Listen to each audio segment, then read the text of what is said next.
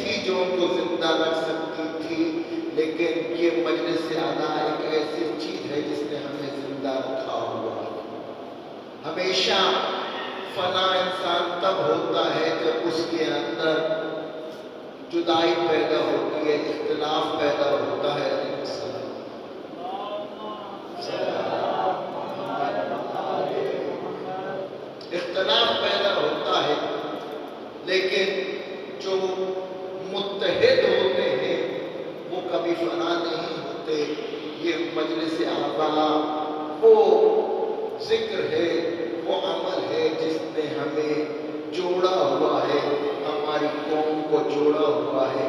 اگر علی ولی اللہ اور کربلا کو اگر کسی چیز نے زندہ رکھا ہوا ہے تو وہ یہ مجلس سے امام حسین. ہمارے اطراف میں معذرت کے ساتھ بہت سے مومنین جنہوں نے اپنے گھروں کے اوپر جناب ابوالفضل العباس کا پرچم بھی سجا رکھا ہے، جن کے گھروں میں ان کی اولادیں بھی ہیں جو اس علمدار کے ماتمی بھی ہیں، لیکن اس کے باوجود وہ اپنے گھروں سے نہیں نکلتے. پتہ نہیں کیا مجبوری ہے کہ عشرہ ثانی جب ہوا تب بھی یہی حالت تھی، عشرہ 40 ہو رہا ہے تب بھی یہ حالت ہے.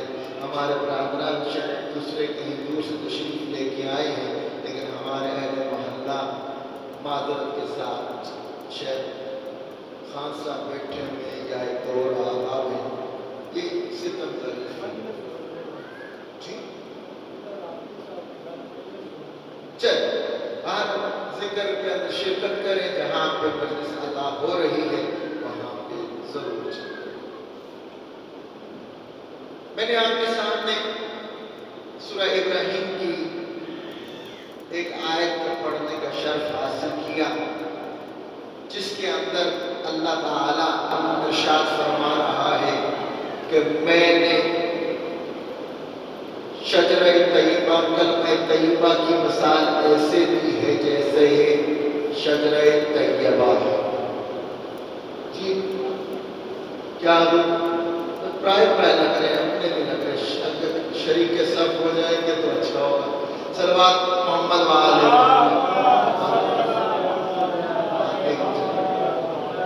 کسی اسلام کے لیے ایک دفعہ آواز بلند تر صلوات محمد. اللہ تعالیٰ نے اس کلمہ طیبہ کی مثال کس کے ساتھ دے رہا ہے؟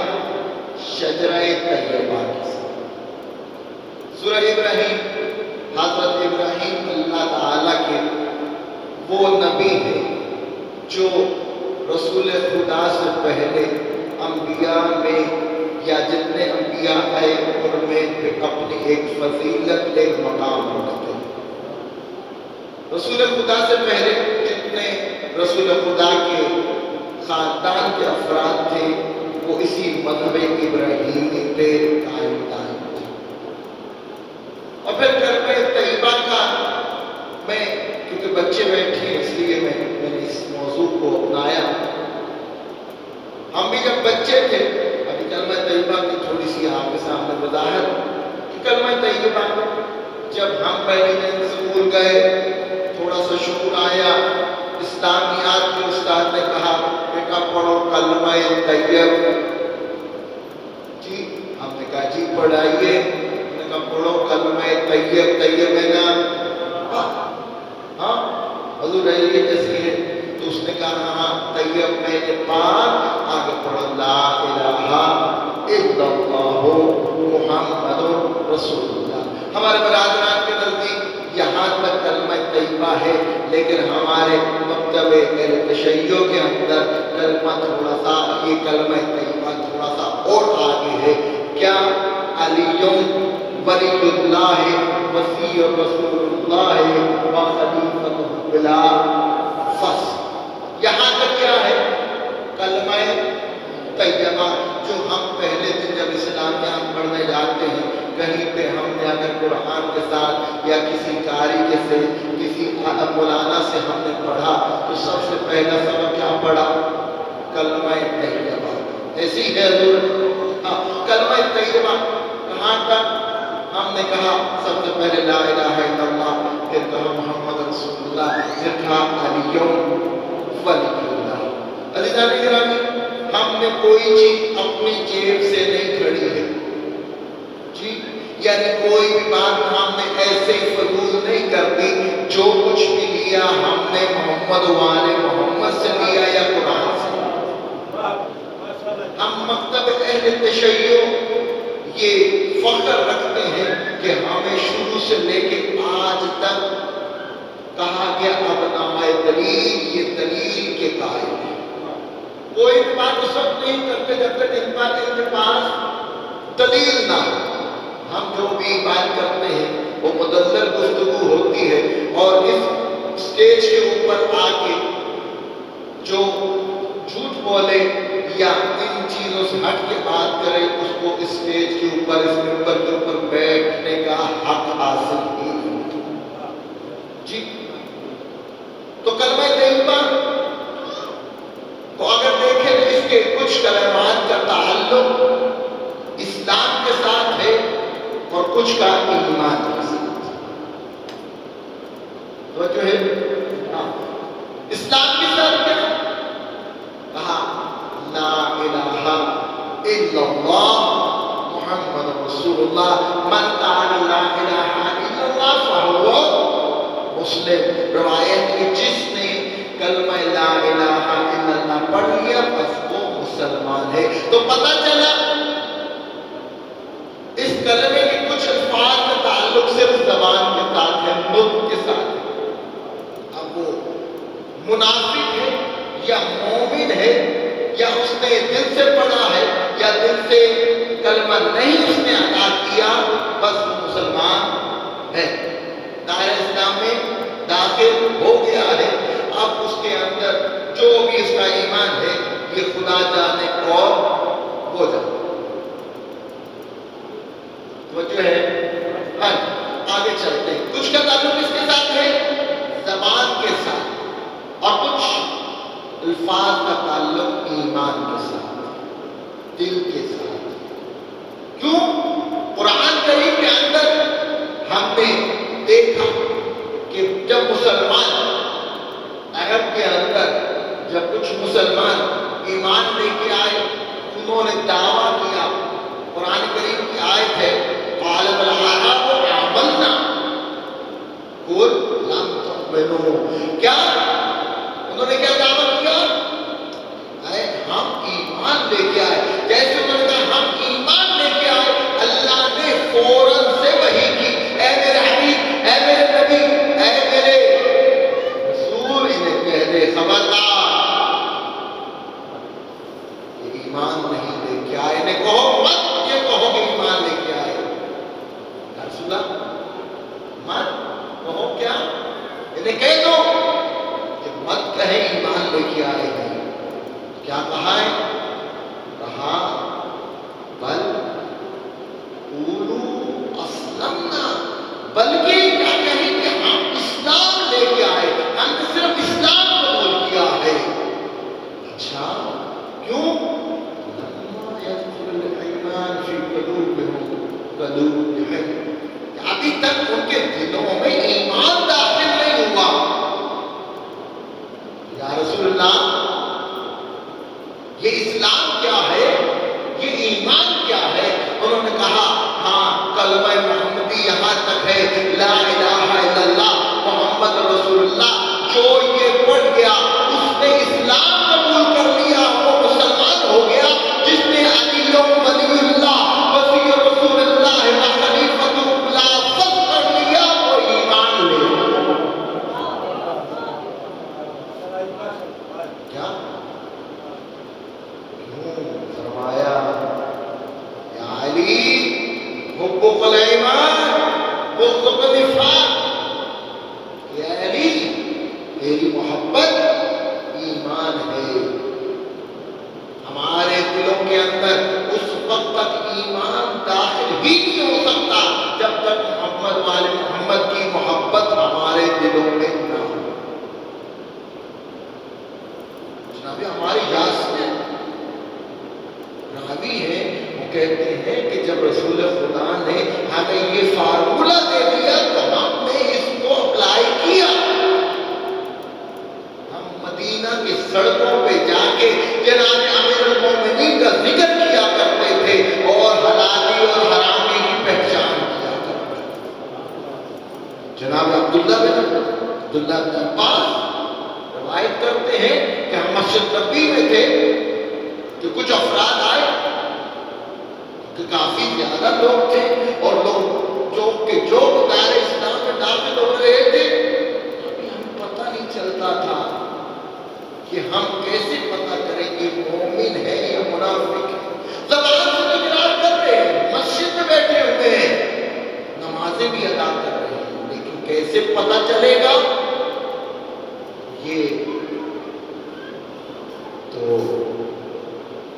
रसूल खुदा से पूछा तो कहा हुब्बु अली ईमान कि मेरे भाई अली इब्न अबी तालिब की मोहब्बत ईमान का जुज़ है।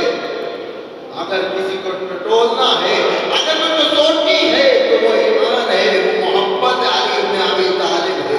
या उनके सामने मेरे भाई अली इब्न अबी तालिब का जिक्र करो, अगर उनके चेहरे पे खुशी नमूदार होगी तो समझ लेना कि ये मोमिन है, और अगर उनके चेहरे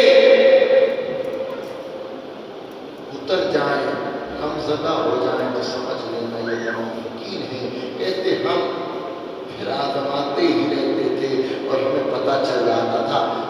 अज़ीज़ान किराम, सबसे पहले हमें मोमिन बनना है। जी, मोमिन बनना है, अपने अंदर मोमिन की सिफात को पैदा करना है। या कम अज़ कम जितना हम अमल कर सकते हैं हमें उन पे अमल करना चाहिए। इतना वक्त नहीं है मैं मुफस्सल गुफ्तगू करूं। इमाम हसन अस्करी अलैहिस्सलातु वस्सलाम ने मोमिन की अलामात बताई हैं। आप सब जानते हैं, लेकिन फिर भी ज़िक्रतुल मोमिनीन, हाँ, मौला फरमाते हैं मोमिन की 5 अलामात हैं। सबसे पहले वो इकामत रकात नमाज यौमिया अदा करता है। पहली अलामत क्या है? इकामत रकात। और हम कितनी पढ़ते हैं? सारे दिन की भी कदा होगा, ऐसी है।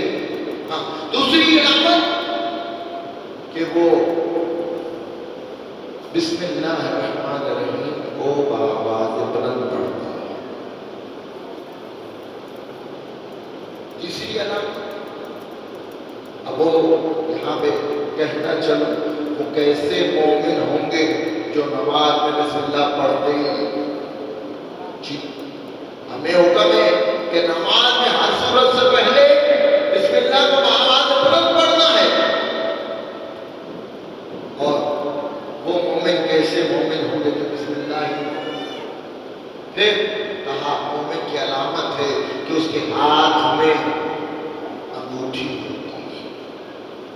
और ताकीद है कि अकीद की अंगूठी। पूछा इतनी अकीद की ताकीद की गई तो कहा कि जब अल्लाह ताला ने विलायत मोहम्मद वाले मोहम्मद को अपनी मखलूक पे वाजिब करार दिया और कहा कि इनकी इताअत करो, और उस इताअत को अपने इन पत्थरों के सामने रखा। जिस पत्थर ने सबसे पहले विलायत अली इब्न अबी तालिब का इकरार किया, अल्लाह ने कहा ये पत्थर आज से तू अकीद हो गया।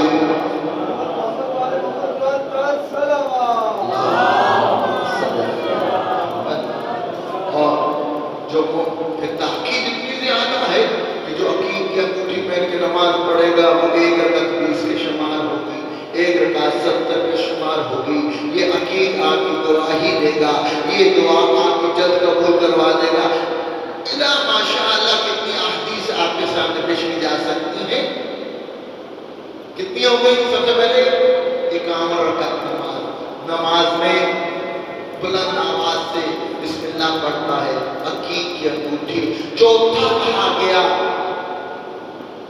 कि खाके शिफा पे सजदा करता है, हुक्म है खाक पे सजदा करो। छठे इमाम मासूम फरमाते हैं कि जो खाके शिफा पे सजदा करता है अगर उसकी नमाज नामुकम्मल भी हुई तो जब खुदा के हजूर पहुंचेगी तो कामिल अकमल होकर पहुंचेगी।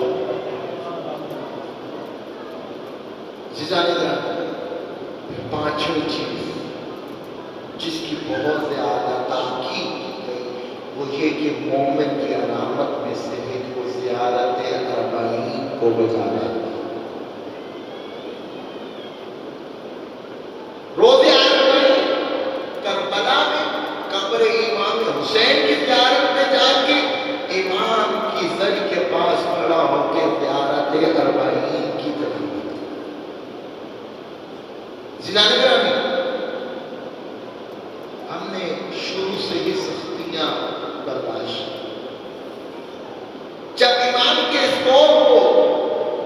دنیا نے سنا تو اس سختی کو مزید سخت کر دیا. کتنے دور آئے کہ ظالموں نے قبر امام حسین کو پہلے بٹھانے شروع کر دی. کتنی سخت شرائط رکھ دی گئی. یہاں تک کہ کہا ایک جان دو، ایک جان جا کے دو میں سے ایک قربانی دے، اپنا سر قلم کروائے، دوسرا جا کے زیارت امام حسین کر لے. لوگوں نے سر کٹوائے. ہاں اب صدا اور ہے کہ پہلے اپنے بچے قربان کرواؤ. اپنا ایک بچہ قربان کرو تو پھر جا کے زیارت امام کر سکتے. لوگوں نے بچے اپنے قربان کروائے. یہاں بچے کا سر قلم ہونا ہوتا تھا کہ دوڑ لگا کے اپنے آپ کو قبر امام حسین پہ گرا دیتے تھے. السلام علیکم یا ابا عبداللہ و حسین، میری قربانی کو قبول کرو، میں تیری قبر پہ تیری زیارت کو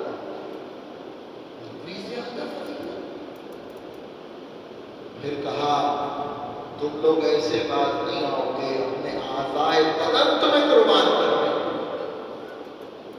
کبھی دنیا کٹواؤ، کبھی اپنے بازو کٹواؤ، کبھی اپنے پاؤں کٹواؤ. سب نے یہ بھی آزما کے دیکھ لیا. لوگوں نے اپنے اعضائے بدن کٹوائے. یوں ہاتھ گر رہا تھا، گرتا رہا، اپنے آپ کو قبر امام حسین پہ سپرد کیا. کتنی دفعہ کتنی دفعہ قبر امام حسین کو نقصان پہنچانے کے لیے پانی چھوڑا گیا. کیوں؟ کہ مومن کی علامات میں اسے قرار دے دیا تھا اور کسی عام بندے نے بھی امام معصوم نے کہا. عزیزان گرامی، آئمہ علیہ السلام کا فرمان ہے نمک کے ساتھ چائے کیوں نہ آپ کو روٹی کھانی پڑے، زیارت امام حسین کو ترک مت کرو. امام جعفر صادق علیہ السلام ایک صحابی سدید بہت پیار ہے. مولا امام جعفر اس سے پوچھتے ہیں اے سدید تم روزانہ امام حسین کی زیارت پہ جاتا ہے؟ نہیں مولا، تو امام حسین کے حق میں جفا کرتا. جفا لفظ بہت سخت ہے اور امام حسین کیا کرے؟ ہاں ہفتے میں ایک دفعہ جاتا ہے. نہ مولا، ہاں تو امام حسین کے حق میں جفا کرتا. کہا مہینے میں؟ نہیں مولا. کہا سال میں؟ ہاں مولا. اللہ توفیق دے تو سال میں ایک دفعہ دو دفعہ میں امام کی زیارت سے مشرف ہوتا ہوں. کہا تو امام کے حق میں جفا کرتا. مولا اتنی مسافت ہے، اتنا سفر کر کے جانا پڑتا ہے، میرے بچے بھی ہیں، میرے اہل خانہ بھی ہیں، میرے معاملات بھی ہیں، میں کیسے روزانہ جاؤں بھی اور آؤں بھی زیارت. کہا اے سدید، میرے بابا میرا جد امام حسین بہت غریب ہے، تمہیں مسافت کرنے کی ضرورت نہیں ہے. اپنے گھر کی چھت کے اوپر چلا جایا کر، کربلا کی طرف رخ کر کے صرف امام حسین کے ذریعے اپنے آپ کو حاضر ناظر جان کے صرف یہ کہہ دیا کر السلام علیکم یا ابا عبداللہ، السلام علیکم ورحمۃ اللہ وبرکاتہ. تجھے زیارت امام حسین کا ثواب مل جائے گا. کہتا ہے پہلے تو میں ایسے نہیں کرتا تھا، لیکن جب سے امام نے مجھے بتایا میں دن میں 17 دفعہ چھت کے اوپر کھلے میدان میں جا کے کربلا کے منہ کی طرف منہ کر کے امام کو سلام کیا. عزیزان گرامی، کربلا کی زیارت پہ جایا کیجیے. انشاءاللہ ہمارا کاروان مناظر حسین ادارہ مناظر حسین کے زیر سرپرستی آج صبح ایک کاروان اعظم کربلا ہے. انشاءاللہ بندہ حکیم اس میں شامل ہے. انشاءاللہ آپ تمام مومنین جو نہیں جا رہے ان کے لیے نیابت میں انشاءاللہ آپ کے ہوں گے، آپ کی دعا کو ہوں گے. پروردگار سے دعا فرمائے کہ جتنے زائرین اربعینیہ ہے اور امام حسین کی زیارت سے مشرف ہونا چاہتے ہیں ان کے سفر کو پروردگار اللہ خطر فرمائے. وہ صحیح سلامت جائے، صحیح سلامت مولا کی زیارت کر کے واپس آئے. بہت زیادہ اجر و ثواب. امام فرماتے ہیں جو زیارت امام حسین کا ارادہ کرتا ہے تو اب وہ زیارت امام حسین کے لیے گھر سے نکلتا ہے تو ایک قدم اٹھاتا ہے تو پروردگار اس کے 70,000 گناہوں کو معاف کر دیتا. ہاں، جو ایک قدم اٹھاتا ہے اس کو مقبول حج کا ثواب، اور پھر جو پاؤں رکھتا ہے یہ مقبول عمرے کا ثواب. اور یہاں تک کہ کہا گیا وہ مقبول حج جو اس نے رسول خدا کے ساتھ مل کے انجام دیا. اور مقبول اسے کہتے ہیں کیوں جو ہم عام عبادت کرتے ہیں اس کے اندر ہمیں شائبہ پایا جاتا ہے، شک رہتا ہے، پتہ نہیں قبول ہوئی ہے کہ نہیں ہوئی. لیکن جو اس طرح قدم اٹھاتا ہے تو وہ اللہ کے قبول و مقبول، یعنی اگر اس کے اندر کمی کوتاہی بھی رہ گئی تب بھی اللہ تعالیٰ اس کو قبول و مقبول فرمائے. امام سے پوچھا گیا مولا یہ جو آپ نے کہا، مولا نے فرمایا جو ہمارے جد مظلوم امام حسین کی زیارت میں جائے گا اللہ تعالیٰ اسے 70 مقبول حج کا ثواب عطا کرے گا. بہت سی روایات میں سے میں خلاصہ پیش کر رہا ہوں. کیا یہ ایک سفر زیارت قبر امام حسین ہے؟ مولا نے کہا نہیں. پھر کہا جب زائر قبر امام حسین پہ کھڑا ہوتا ہے اس کی آنکھ جب تک پلک جھپکتی ہے، جتنی اس کی آنکھ پلک جھپکتی ہے، ہر پلک جھپکنے میں اللہ تعالیٰ اسے 70 مقبول حج کا ثواب عطا کرتا ہے. اور جو کربلا کی سرزمین میں پہنچ جائے تو امام فرماتے ہیں کہ اپنی حیثیت کو پہچان کہ تیرے قدموں کے نیچے آ رہی ہے خاک کی شفا. تیرے قدموں کے نیچے تیرے چلنے سے جتنے خاک کربلا کے ذرے آ رہے ہیں، ہر ذرے کے بدلے میں اللہ تعالیٰ تیرے گناہوں کو بخشا اور وہ ایک ذرہ تیرے لیے طلب استغفار کرتا. عزیزانی گرامی، ہمیں امام حسین کے حق کو پہچاننے کی ضرورت ہے. کسی نے سوال کیا تھا اتنا سوال، کہا ایک سوال کا جواب تم مجھے دے دے پھر تجھے خود ہی پتہ چل جائے گا کہ یہ سوال کافی ہے. پوچھئے. کہا ایک جنگل بیابان ہو، کوئی بادشاہ وہاں پہ چلا جائے اور بھٹک جائے، اپنے لشکر سے دور چلا جائے، تنہا رہ جائے اور اس کو جنگل سے باہر نکلنے کا رستہ معلوم نہ ہو.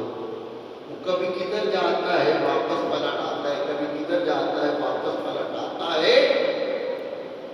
لیکن تھوڑا جب 1-2 دن گزر جاتے ہیں، بھوک پیاس کی شدت اس کو مارے جا رہی ہوتی ہے.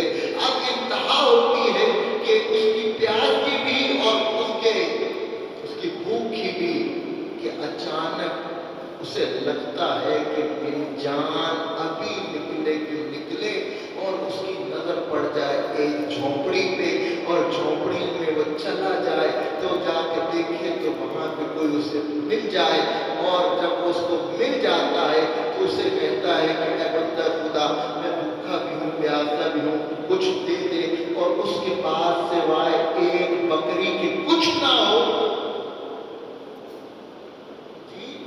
ایک بکری کے کچھ نہ ہو، اور وہ اس کا دودھ دو کے اس کو پلا دے جس سے اس کی پیاس بجھ جائے، اور وہ اسی بکری کو کاٹ کے اس کو کھلا دے جس سے اس کی جان بچ جائے،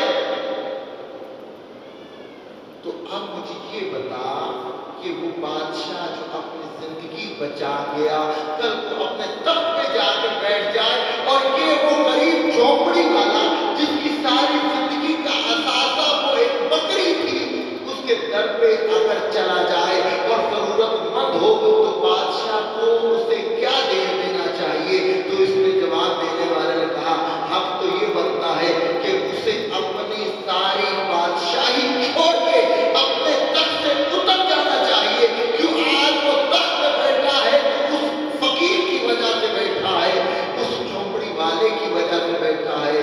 کہا اسی طرح امام حسین علیہ السلام نے بھی جو عمل کیا وہ ایسا ہی ہے کہ اگر امام حسین قربانی نہ دیتے، اگر امام حسین علی اکبر کو قربان نہ کرتے، علی اکبر کو قربان نہ کرتے، عباس کو قربان نہ کرتے، قاسم کو قربان نہ کرتے، اپنے اصحاب کو قربان نہ کرتے، تو یہ دین اسلام، یہ اللہ کا نام لینے والا کوئی بھی باقی نہ رہ جاتا، دنیا تباہ ہو جاتی۔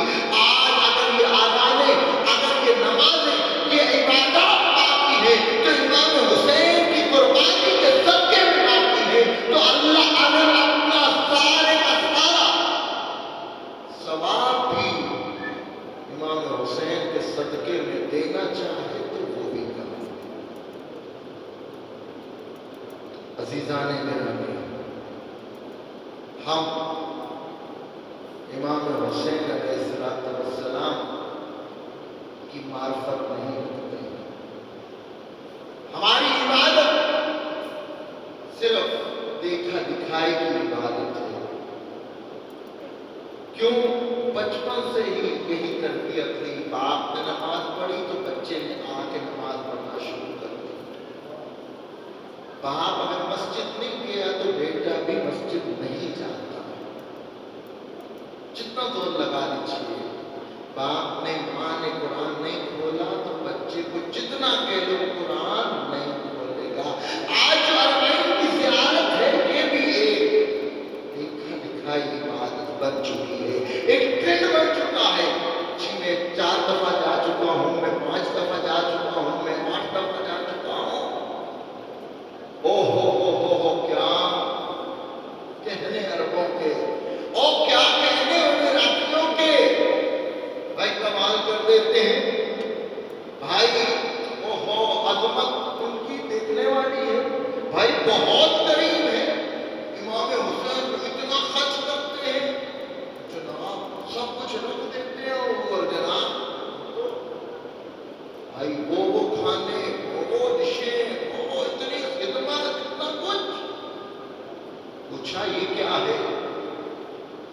عراقیوں سے پوچھو، کہتے ہیں یہ ہماری انویسٹمنٹ ہے، کیونکہ امام حسین کریم ہے، امام زمانہ کریم ہے، ہم نام حسین پہ خرچ کرتے ہیں، آج خرچ کرتے ہیں تو اگلے سال تک اتنا زیادہ ہمیں عطا کر دیتے ہیں یہ کہ ہمیں تصور ہی نہیں ہے۔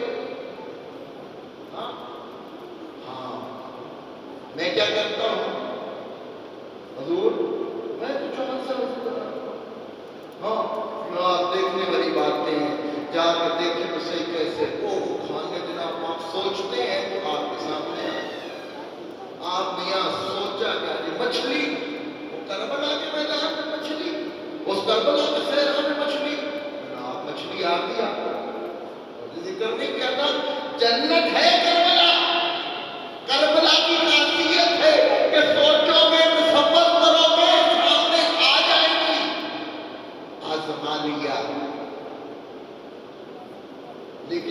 اور بیان کرنا چاہتا ہوں۔ عزیزان گرامی، میں نے جب یہ باتیں آپ کے سامنے کی، آدھے سے زیادہ لوگوں کا دل کیا کہ یار میں بھی کروں گا۔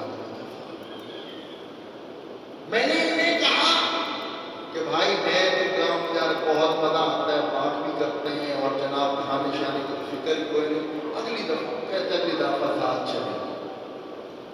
میں نے کیا سنائے؟ کھانے۔ میں نے کیا سنائے؟ عربوں کی باتیں۔ میں نے کیا سنائے؟ وہاں کی بات کے مزے۔ نہ اس بندے کو معرفت کا پتہ ہے کہ میری کیا حیثیت ہے اور کس کے حکم پہ یہ میں کام کر رہا ہوں، نہ میں نے آگے اس چیز کو بتایا۔ جو کہتا ہے الاعمال بالنیات، رسول خدا کا فرمان ہے کہ نیتوں کا اعمال کا دار و مدار نیتوں کے اوپر ہے، کہ جیسی نیت ہوگی ویسا عمل ہوگا۔ کہتے ہیں ہم یورپ بھی گھوم آئے، ہم جناب کیا کہتے ہیں مڈل ایسٹ بھی گھوم آئے، ہم جناب آسٹریلیا بھی گھوم آئے، امریکہ بھی گھوم آئے، چلو جی زیارات بھی چکر لا رہے ہیں۔ جی تو یہ بھی چکر ہی رہتا ہے۔ حاصل اپنے دل میں، اپنے دماغ میں ان چیزوں کو بٹھائیے کہ یہ جو میں عمل کر رہا ہوں کیا عمل ہے، تاکہ مجھے اس کا اجر ملے۔ نیت مومن خیر من عمل ہی۔ آپ نے یہاں ارادہ کیا کہ میں صبح انشاءاللہ کربلا جانے کی تیاری کروں گا، کل میں صبح کی نماز میں مسجد میں ادا کروں گا، نیت آپ کر رہے ہیں، اجر نماز پڑھنے کا ابھی مل گیا۔ کیا مومن کی نیت اس کے عمل سے بہتر ہے؟ نیت کی ہے، عمل نہیں انجام دیا، اللہ نے کہا میرے آپ کے استنامہ اعمال مجھے ثواب درج کرو۔ اللہ جلدی کر رہے ہیں، ابھی اس نے عمل نہیں کیا۔ کہا جب اس نے دل سے ارادہ کر لیا ہے عمل نہیں کرنے کا۔ عزیزان گرامی، زیارت امام حسین کرنے سے پہلے معرفت امام حسین ہونا ضروری ہے، مقصد امام حسین ضروری ہے۔ وجہ کیا؟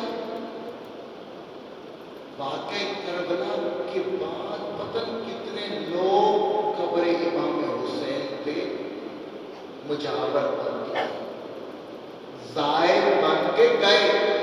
کب؟ واقعہ کربلا 12 راشد دفن ہوئے تھے، ہاں اس کے بعد وہاں پہرا نہیں لگا، ہاں اسیروں کو لے کے پیچھے قبریں بن گئی، لیکن کتنے لوگ آئے قبر امام حسین کی زیارت پہ آئے، انہوں نے گریہ بھی کیا۔ کتنی روایات ہیں میں گن سکتا ہوں، انہوں نے چراغ بھی روشن کیے قبر امام حسین پہ، لیکن تاریخ ان کو اول زائر امام حسین نہیں کہتے۔ وجہ کیا ہے؟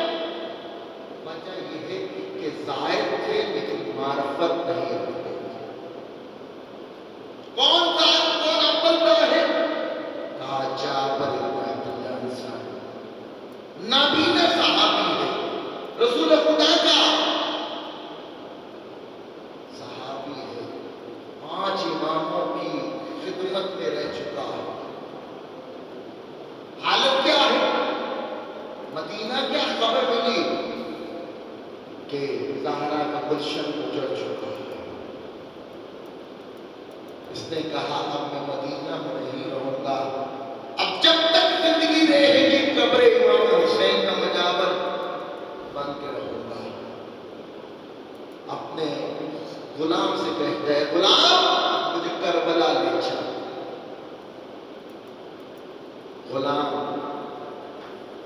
اور یہ جانور 40 سے 1 دن پہلے کربلا کے اندر وارد ہوتے ہیں۔